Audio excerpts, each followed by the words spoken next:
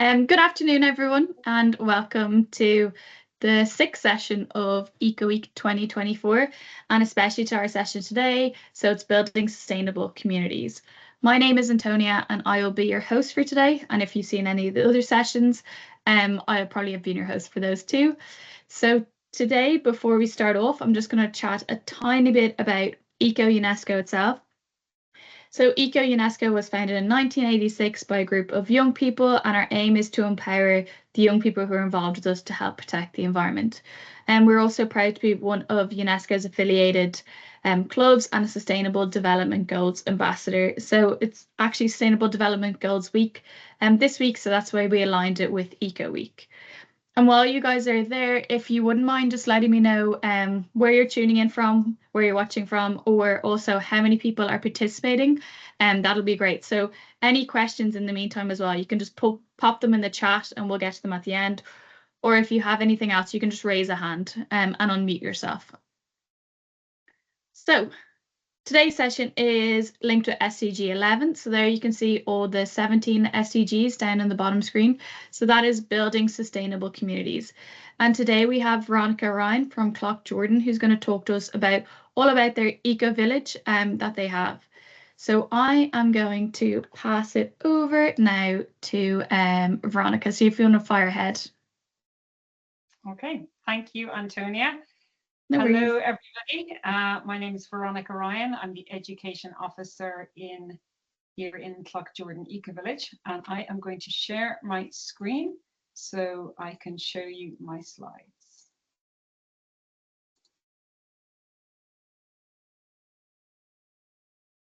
Okay, so Antonia, can you see my slides? Perfect. Yeah. Okay, yeah. Great. So we're here in Cloughjordan EcoVillage, and we're a place-based centre for education on sustainability. So that means we like to get people out of the classroom and to come on down and visit us here in the EcoVillage. So I'm hoping that some of you will be able to leave the classroom at some point and come down and visit us in the EcoVillage. We seek to model sustainable living. Now, when we use the word model, we don't mean to kind of represent. What we mean is to experiment. So our project is an experiment in building, caring, learning and sharing through our goal of living sustainably. So our purpose is essentially to build a community that is supportive, that is looking after our EcoVillage in partnership with the living world. And we're looking to learn to be more sustainable in many, many different ways, in all aspects of our lives, in fact. And we're seeking to share the lessons that we've learned through both research and education. So as I said at the beginning, we seek to model in terms of experimenting to see what it's like to try to live sustainably, what works, what doesn't, and then to share those lessons with anybody who is interested to learn more. When we talk about sustainable community, there's many different aspects that you can look at. You can see on my picture here of the tree. We can look at sustainability from the perspective of the environment, including things like energy and waste. We can look at sustainability in terms of our community and how we engage in our local community or in our global community.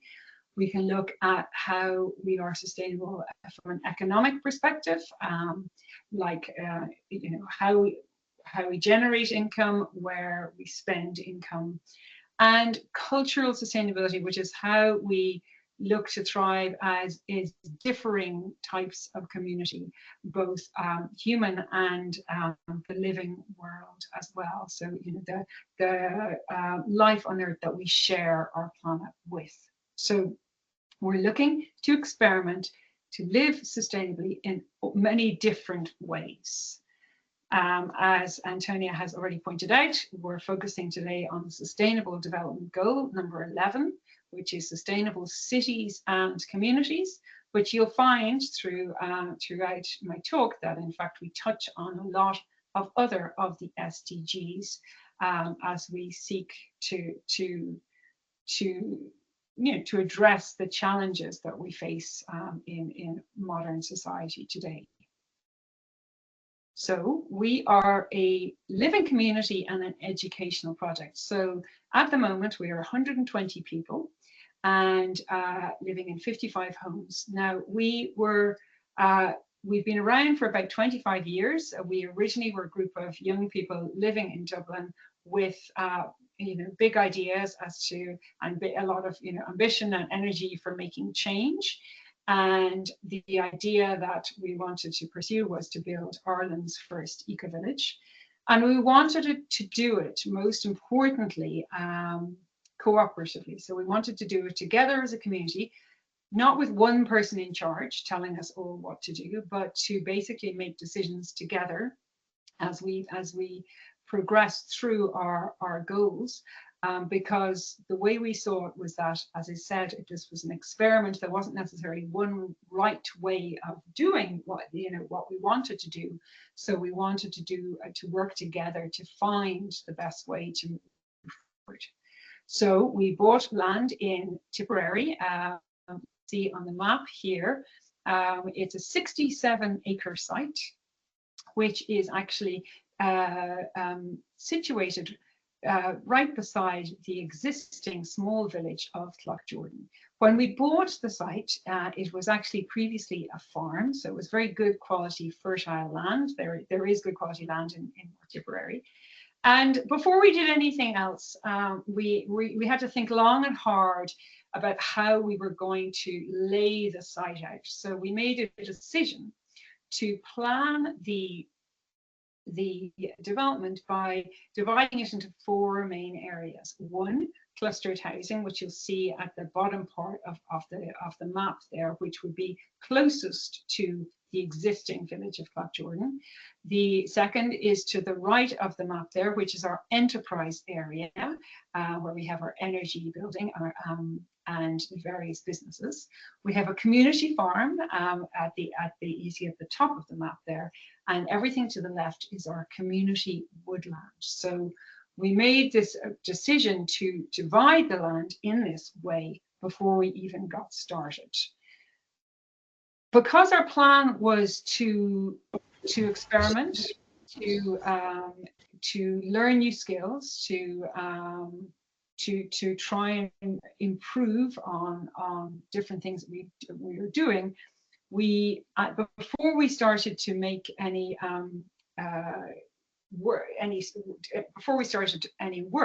we wrote what we call an ecological charter, and that charter was a way of safeguarding the principles around which we wanted to build the eco-village. And it focused on the way we build our houses, the way we generate our energy, the way we care for our land, and how we were going to interact from an economic perspective. So this was a way of kind of safeguarding what it is we wanted to do. So as new people joined the project, they would have a sense of what it was we were trying to achieve and what we were going to experiment in along the way. So first and foremost, the way we build our homes was always going to be very, very important to how we reduce our impact on the planet in terms of energy. So we have very high performance housing, housing that is low energy in lots of different ways. First of all, in the materials that we use. That we're not using materials that use a lot of energy to be created in the first place. You see the image on the left here. We have a timber frame house, and we also have a cob house. There's several cob houses in the eco-village. Cob is actually a natural building material made from sand, straw, and mud. Mixed together, so it's very low energy. It literally comes from the ground around the house, but it's also a very, very good insulator. The houses are all very, very well insulated. a lot of them have passive solar design oriented towards the sun, and many materials used are ecological materials. In fact, most materials are used. So that the building of these houses had a really significant approach to reducing our the energy used to house ourselves. And this was actually, when we were building these houses, this was before the building energy ratings even had started in Ireland. So it's good to know that policy has caught up at government level in terms of building homes going forward. We have also several people built houses together in cooperative building approaches. We have what we call our sustainable urban drainage system. So before we built the houses, there's a stream that runs through the EcoVillage, and we designed it so that it would serve to also protect the land around it by essentially managing any flooding. So it's designed with swales around it so that when there's a lot of rain, the water fills up in both the stream and then the swales around it, and the water is held in position, and then until the rainfall stops, and then the water slowly seeps back into the ground, rejoins the stream, and goes out to the Ballyfinboy River and on to the Shannon. So it's a way of essentially both preventing flooding, but also, very importantly, preventing any pollution, because flooding causes significant pollution to water. So this way the water doesn't get sent out over ground, over roads or paths. It's held in position and it stays clean and remains within the stream. And the other thing it does is it creates a very high density area for biodiversity throughout the EcoVillage, which I'll touch on again in a moment. We have a district heating system. It's one of the only ones in Ireland, and it's located in our enterprise area, and it's designed with 2 wood chip boilers which use waste wood as the fuel. So the waste wood comes from a local sawmill about an hour away. They make fences in the mill, and any of the leftover branches from the trees they use to make the fences is turned into wood chip and brought down to us. We have about a delivery about twice a week, and then the wood chips is sent into the boiler, and then there's underground pipes that connect all of the homes and all of the businesses throughout the EcoVillage to this system. And it's a closed system, so the water is heated in the system. It goes out to the homes, heats the homes, both hot water and radiators, and then returns to be heated again. It's a very, very efficient and reliable system using 100% renewable energy, but it also means that our energy prices stay the same. They don't fluctuate. They remain very, very stable, so we can plan our bills much more efficiently. And like you'll see anywhere in Ireland now, there are lots of solar panels on the roofs these days, and you will find that too here in the EcoVillage. The way we care for our land is really, really important to us. So every decision that we make that relates to the land, we take very, very seriously. We have a whole section of the site which is dedicated to our woodland, and we see ourselves as visitors to that area. It's very much the area where we see that we're sharing with the living world, that we're sharing with other life on Earth, and that's not human life. We have planted 17,000 native Irish trees, and it's important to remember that native trees support many, many more species than non-native trees. So species of insects and birds and mammals are supported much more effectively with native trees. We also have what we call an edible landscape. So throughout the site, we have planted 70 varieties of native Irish apple tree. So many, many different types of apple tree. We have cherry trees, plum trees, pear trees, hazel, and then other plants like blackcurrant and raspberries and herbs are planted throughout the site. So we have a productive landscape that also supports the biodiversity throughout the EcoVillage. We talk about having wildlife corridors. I've spoken already about this idea that we see ourselves as sharing our land with the living world. So we've built in wildlife corridors, which the stream is also factors in as a part of, so that any wildlife, whether it's birds or mammals or insects, can move through the site without being interrupted by cars or by people. So it's kind of, that's a way of kind of changing your perspective on like what dominates your landscape. And if you see, we kind of think about our landscape as a shared landscape, and we design according to sharing that land. So similarly with our roads are designed to favour pedestrians, so they're the narrowest possible in planning laws in Ireland, which means the cars drive very slowly through the eco-village, and we see the car as the visitor.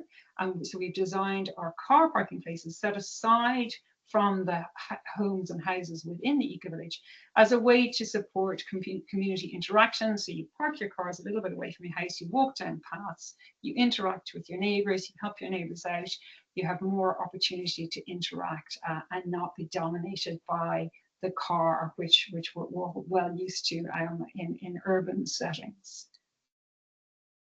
And we have our farm. Now, our farm is a community supported agriculture farm, which is called a CSA. It's the first of its kind in Ireland, but now we have about 8 or 9 CSAs that are now in Ireland.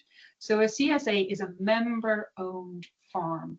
So what that means is that we, as members of the farm, we commit to a monthly membership fee, which we pay throughout the year. And that way, the farmer and the volunteers that support the farm are guaranteed the support throughout the year and not always dependent on harvest or dependent on good weather for their crops. So we commit to supporting the farm one way or the other throughout the year. So sometimes there's lots of vegetables, sometimes there's less so. There's a collection point. The vegetables are harvested twice a week, and we collect our vegetables. You take what you need to sustain you and your family until the next delivery day. Sometimes there's lots, as I said, sometimes there's less so, but we commit to supporting the farm because it's important to us to have local food security. The other thing about the farm is it's an agroecological farm, which means that not only does it produce organic, healthy vegetables, but it does so in a way that supports the biodiversity of the area around the farm. So that means looking after the plants and animals and insects and birds that surround the site, so not using chemical fertilizers or pesticides or anything like that, but also focusing on the health of the soil and the health of the living organisms within the soil. Because if you have healthy soil, then the vegetables that you grow in the soil will be much more nutritious. So this is a really big way that we reduce our environmental impact of our food production is focusing a lot on the crops that are grown within the community farm. So then looking at things a little bit wider, we have, as people have come to live here and have brought their families here and built their homes here and become connected with their communities, then other ideas have started to be developed. We have a community seed bank. There's a whole group of people here that believe very strongly in keeping seeds available to the general public, because a lot of seed is now controlled by multinationals. So we have a community seed bank where we collect and harvest seed. We have car sharing, which is not very common in Ireland at all, but it's a way of literally you have one car and several families using that car and having a booking system to use it. We have a bread club, so we have a bakery, and they're similar like the farm. We have a subscription model, so we all subscribe to a membership with the bread club, and you collect your bread from the bakery once a week. We have a YouTuber who runs the Research, Education and Development Gardens, and he uploads videos on YouTube on how to grow at small scale in the Irish climate. We also have a Fab Lab, which is the fabrication laboratory, which is a digital equipment used for making things, and other ideas that have come along the way, like an amphitheater for gigs and performances and theatre. And we have a labyrinth as well. I have a picture of the labyrinth later. So it shows that, you know, the people that have come here have been able to really express themselves and express, you know, their areas of interest in what's possible, you know, what's possible if we look to live more sustainably. As I said at the beginning, education and research is a real one of our kind of highest priorities, and we get a lot of researchers. And in 2018, we had a research project was conducted by 2 researchers who came along and wanted to see if what we were doing was actually reducing our impact on the planet. So they devised a questionnaire that was a very detailed questionnaire that they got all the members of the EcoVillage living here to complete. And it looked at everything from our energy consumption, our waste assimilation, food and water consumption, to the way we look after our land and our travel practices. And they also got 79 other settlements throughout Ireland to complete the same survey. And when the results came back in at the time, if the global population was going to live within the capacity of the planet to sustain itself, each individual had approximately 1.87 global hectares within which to live their lives. So when our results came in, we were using 2.03 global hectares to sustain our lifestyles. So we were slightly above the capacity of the planet to sustain us.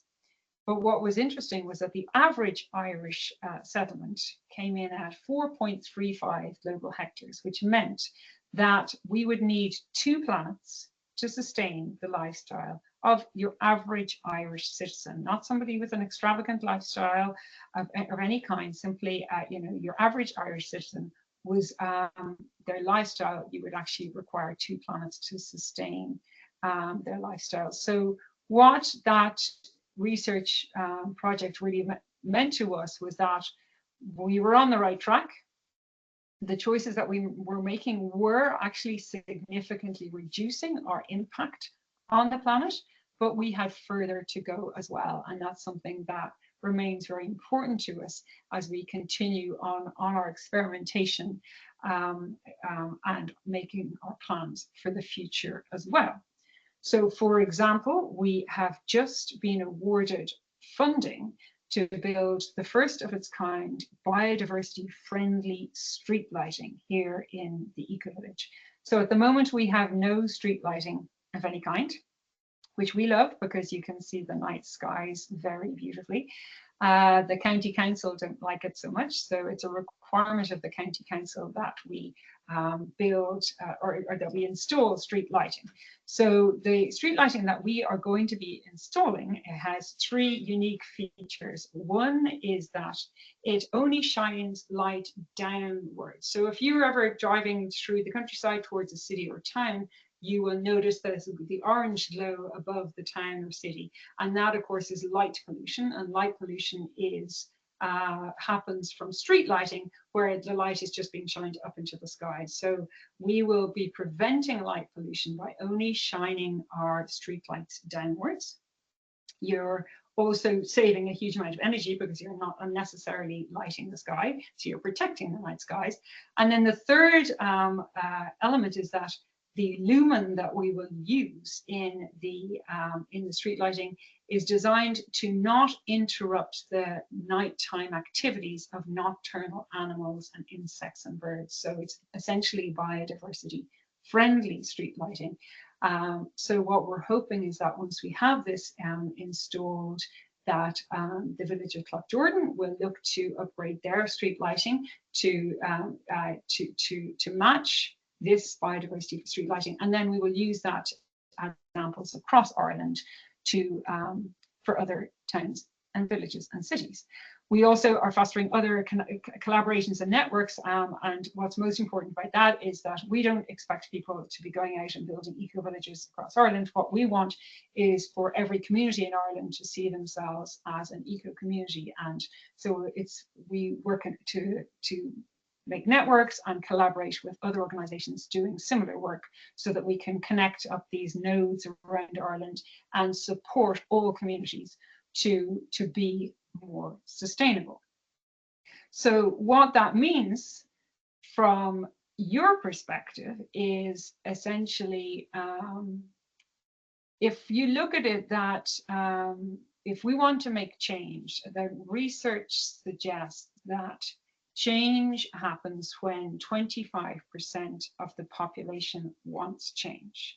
So if you imagine yourself as joining that 25%, being part of that 25%, then that's when change happens. If you have, if you reach that number, then change happens at government level, at policy level, because the people that run the country know that society wants to see change. So we see our role as essentially connecting with other community groups and schools and universities and other centers for sustainability to spread the word so that people can understand what it is we need to do to turn our learning into action, as I say there.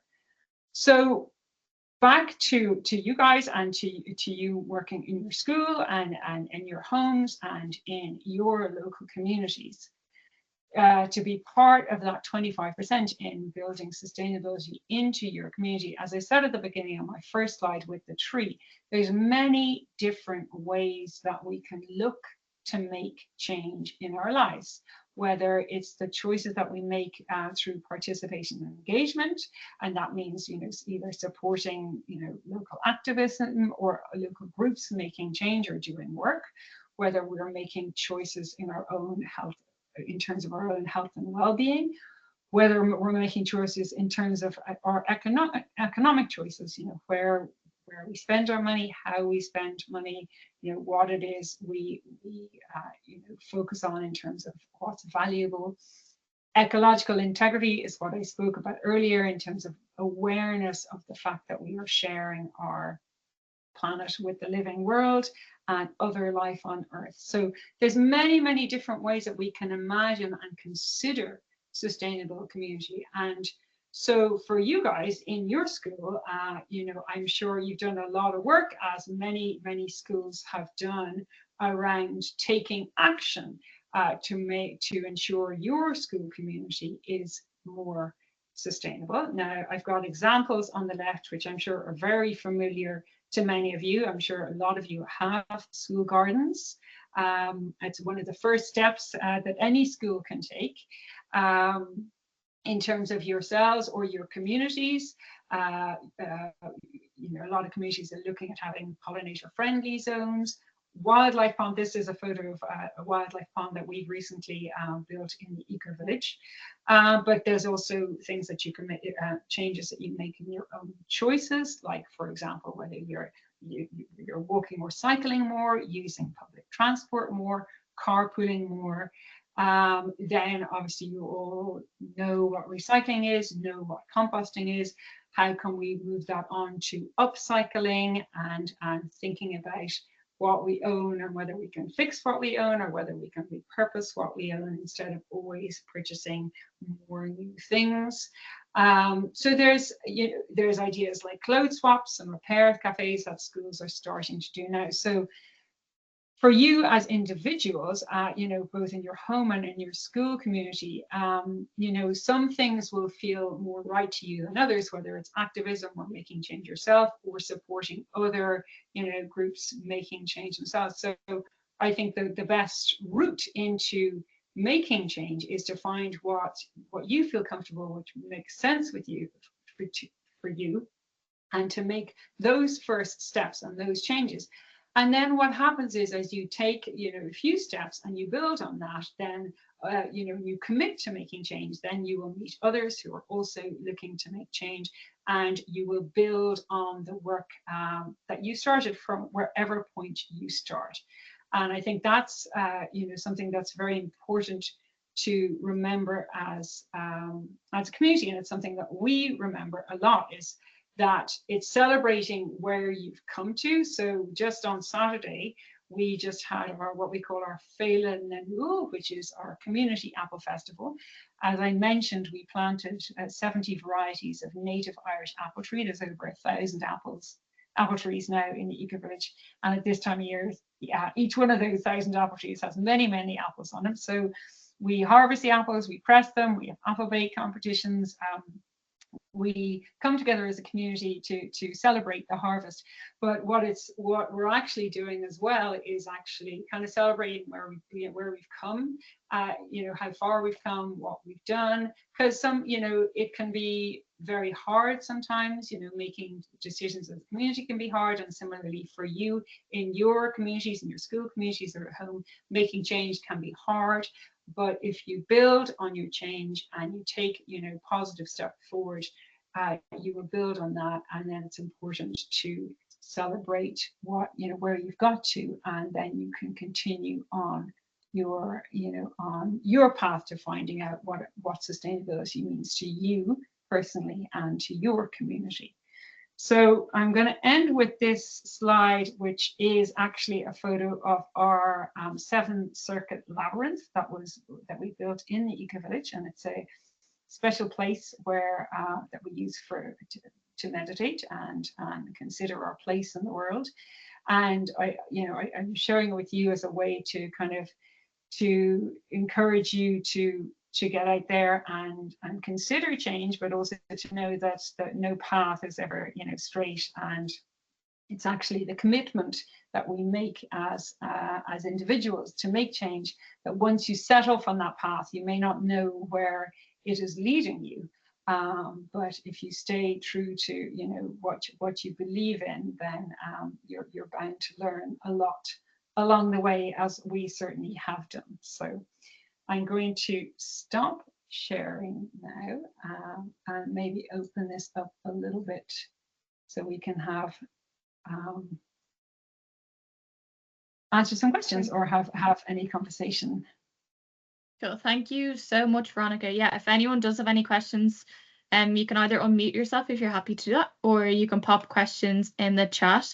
And we had one from Linda. She said she went on a course last year on systems thinking in sustainability, and they went to see an estate that was fueled entirely by a shared wood chip boiler in Kerry. Oh, brilliant. Well, there you go. So there is another one out there. Yeah. And we also had a question. What was the most difficult or challenging thing that you came across, or obstacle, when creating or when changing to that lifestyle of maybe more simplicity and living with the land? It's always challenging. It's never easy. And I think we've had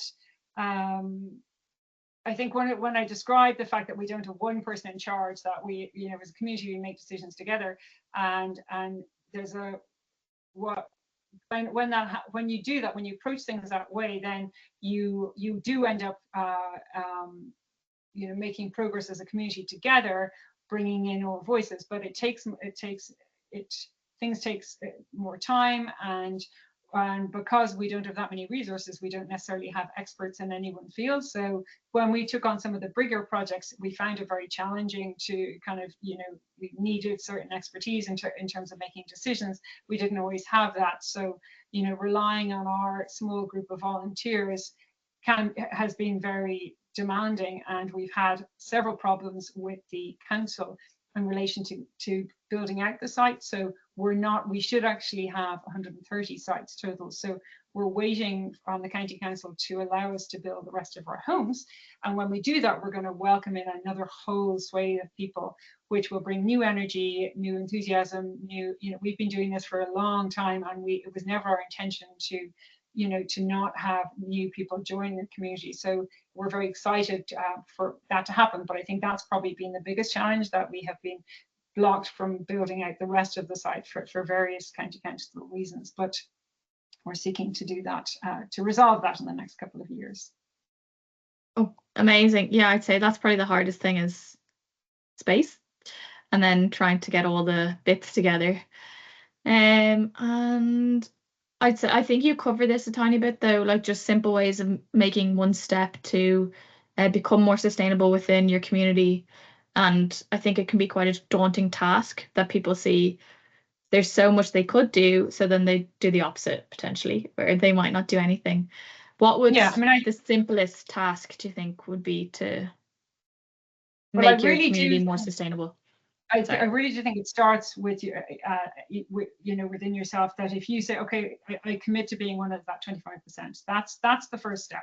If you say, right, actually, this is important enough to me, I am going to join the other people on the planet who this is also important to. That is by far the most important step, because once you say, yes, I want to see this change, I believe in, a healthy planet, I believe in, sharing our planet with the living world. Once you've made that commitment, then there's many different avenues and options and things that you can do. And as I described, some people have a huge love and energy for activism, whether that's joining Friends of the Earth or going on protests. Some people have that kind of that energy for activism. Some people are very creative and like to, maybe they're at home upcycling their clothes and they're showing their friends and community that it's possible to upcycle and not go and spend money in multinationals. There are others who want to support other community, activities. So if there might be a community group, or a group in your school who's building that pollinator garden, get out there, learn about the pollinators. It's about educating yourself and taking action, and that's the biggest step. And once you commit to saying, well, I'm going to learn about this and I'm going to make steps, and then you'll find, as I say, you're focused much more on recycling, but then you're also making healthier food choices. You're also very conscious of where you're composting your waste, and then you look back and you're like, oh, I'm doing all of those things, and maybe I can do something else. So it's there's one step at a time, and then reflecting and seeing where you've got to. But ultimately, it's committing to being one of those 25%. That's what we need you to do.